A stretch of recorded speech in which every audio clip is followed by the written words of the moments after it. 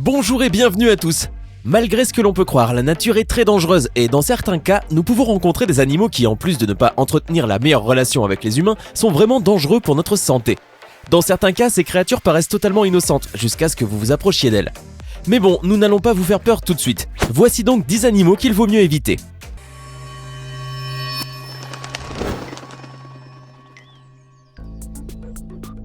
L'hippopotame. Dans les dessins animés, les hippopotames sont souvent représentés comme des animaux gros, drôles ou même maladroits. Toutefois, comme cela arrive souvent, la réalité est très différente de ce qui se passe à l'écran. Il est clair que les hippopotames ont un gros ventre et des pattes courtes, mais en même temps, ils possèdent une peau épaisse qu'il est très difficile de pénétrer, ainsi que des crocs énormes et forts. Ne vous laissez donc pas tromper par son côté pâteau, car avec ses dents tranchantes, l'hippopotame peut facilement mordre un petit bateau. Si vous vous retrouvez donc un jour dans l'habitat de ces énormes animaux, le guide vous avertira certainement qu'en aucun cas vous ne pouvez vous balader sur le chemin de l'hippopotame. Non pas parce que l'hippopotame sera fâché ou parce que vous altérerez son mode de vie, mais plutôt parce que, en cas de danger, l'animal effrayé sortira en courant à une vitesse phénoménale, balançant dans les airs tous les malheureux touristes sur son chemin. De plus, l'hippopotame est un animal totalement imprévisible. À un moment, il est heureux et se détend dans l'eau, et l'instant d'après, il se transforme en un monstre agressif prêt à tout piétiner sur son passage. Le ténia. Cette créature est un peu différente de toutes les autres de cette vidéo, mais même ainsi, nous devons d'en parler. Vous savez certainement que le fait d'avoir certains parasites dans le corps est une mauvaise chose. Ces créatures détériorent les organes, affectent le système immunitaire et aspirent carrément la vie à n'importe quelle créature qu'ils pénètrent. Bien que la plupart des personnes souffrant de ténia vivent dans des pays pauvres, le nombre des personnes touchées dépasse les 50 millions. Malheureusement, plus le temps après l'entrée du parasite dans le corps est long, plus il est difficile de se débarrasser de cet animal. Et même parfois, le fait de se débarrasser du ver ne permet pas de régénérer les organes internes touchés, et la personne peut rester très longtemps en mauvaise santé. Et pire, si le parasite est par exemple un ténia du porc, il peut s'installer au niveau des muscles ou affecter votre système nerveux central, entraînant parfois la mort. Et oui, encore une autre histoire trop triste. Voici donc quelques chiots. Le barracuda.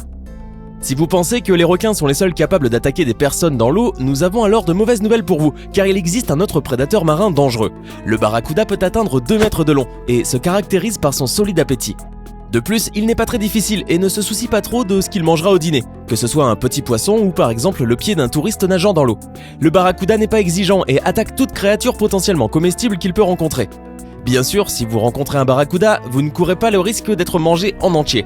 Toutefois, les blessures que vous recevrez peuvent vous causer une importante hémorragie pouvant entraîner la mort. Cependant, certains chercheurs affirment que les barracudas n'attaquent les humains que lorsqu'ils ne peuvent pas les distinguer des poissons, en voyant par exemple un bracelet brillant ou le mouvement brusque d'une main flottant dans l'eau. Autrement, c'est une créature totalement inoffensive. Quoi qu'il en soit, il nous semble que la meilleure façon de se protéger des dents pointues de ce poisson, c'est de rester le plus loin possible de l'eau. L'escargot d'eau douce. Comment une créature qui ne possède même pas de dents peut-elle être dangereuse pour les humains? Bon, c'est très simple. Dans les réserves d'eau douce, les ordures s'accumulent souvent, ce qui favorise la reproduction de nombreux parasites, comme les schistosomes, qui vivent à l'intérieur des corps de ces escargots innocents. En pénétrant dans le corps humain, les schistosomes entraînent une douleur sévère au niveau de l'estomac, un étouffement, des quintes de toux ainsi que des troubles intestinaux et un tas d'autres symptômes désagréables, dont la paralysie et une souffrance mentale. Quels escargots innocents! Contracter ces parasites désagréables est de plus très facile, il suffit de mettre votre main dans là où vit l'escargot infecté, c'est tout. Maintenant, il vous sera nécessaire de suivre un long traitement, et plus tôt vous remarquez les symptômes, mieux c'est. Près de 10 000 personnes par an meurent des schistosomes, ce qui rend ces escargots beaucoup plus dangereux que les lions, les crocodiles ou même les requins. Buffle d'Afrique. Cet animal puissant et agressif est surnommé en Afrique la mort noire, et il ne s'agit pas d'une coïncidence. Chaque année, le buffle d'Afrique tue quelques 200 personnes. Les personnes atteintes sont souvent des chasseurs qui n'ont pas été assez rapides ou chanceux. Si l'un de ces buffles n'est pas neutralisé au premier coup de feu, il devient un animal très agressif et le fuir n'est possible qu'en courant très vite. En effet, cette créature peut atteindre une vitesse de 57 km/h.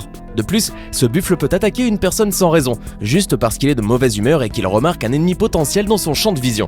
Et on ne parle pas d'impulsivité, car cet animal de la savane peut tourner en rond longtemps autour de sa victime en attendant le bon moment pour l'attaquer.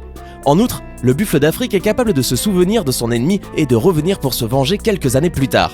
Alors un conseil, restez très loin du buffle d'Afrique. Les Triatominae. Vous le savez, les piqûres de punaises sont terriblement agaçantes et désagréables, de plus elles sont très dangereuses. Comme c'est le cas pour d'autres insectes suceurs de sang, elles sont porteuses de nombreuses maladies difficiles à traiter.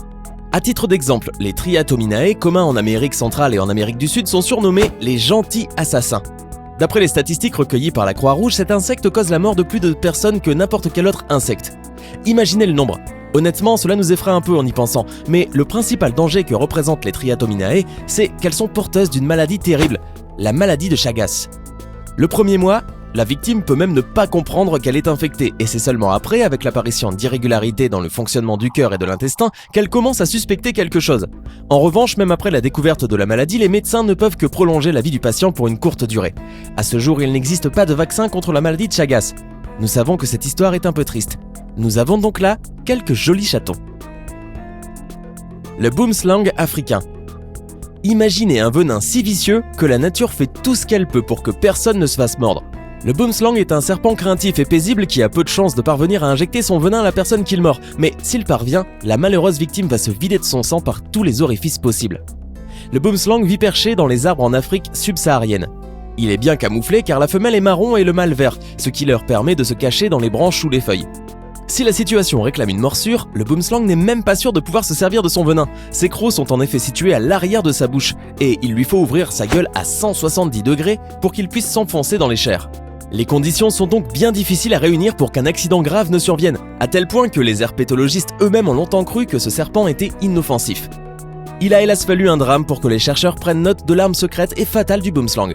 En 1957, l'herpétologiste américain Carl P. Schmitt a été mordu par un spécimen. Loin d'être paniqué, il a méticuleusement noté l'apparition des symptômes qu'il pensait bénins. Le venin met plusieurs heures à agir et le chercheur a eu le temps de consigner son état pendant pas moins de 15 heures. Il a finalement sombré dans le coma et a été retrouvé 24 heures après la morsure, mort d'un arrêt respiratoire et d'une grave hémorragie cérébrale. Aujourd'hui, ses collègues savent que le boomslang possède un des venins les plus violents d'Afrique. Il cause des maux de tête, des nausées et un assoupissement. Cette hémotoxine détruit les cellules rouges et bloque le processus de coagulation. Elle attaque différents tissus, ce qui provoque des hémorragies dans les muscles et au cerveau. Le sang se met alors à sortir par tous les orifices disponibles, y compris les gencives, les narines et la moindre coupure.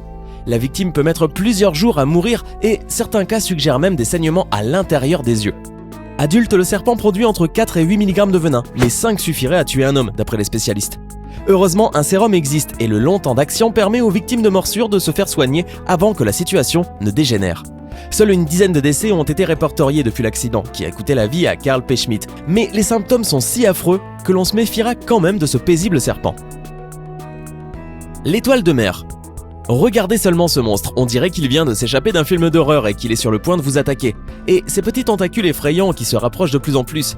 Si l'un de nos spectateurs rêvait de voir comment se déplacent les étoiles de mer, il changerait brusquement d'avis maintenant. Mais tout ceci n'est pas aussi effrayant que cela en a l'air à première vue, car cet habitant de la mer ne représente aucun danger pour personne, contrairement à son cousin. Cette créature épineuse est connue comme la couronne d'épines. Il s'agit de la seule étoile de mer venimeuse du monde, et ce à cause de ses longues aiguilles qui couvrent presque tout son corps, et les glandes spéciales qui se trouvent sur la base. Même si une piqûre par ces aiguilles ne peut être fatale pour personne, de toute façon, elle provoquera une grave intoxication. Par conséquent, il vaut mieux éviter cette étoile de mer. La rascasse volante.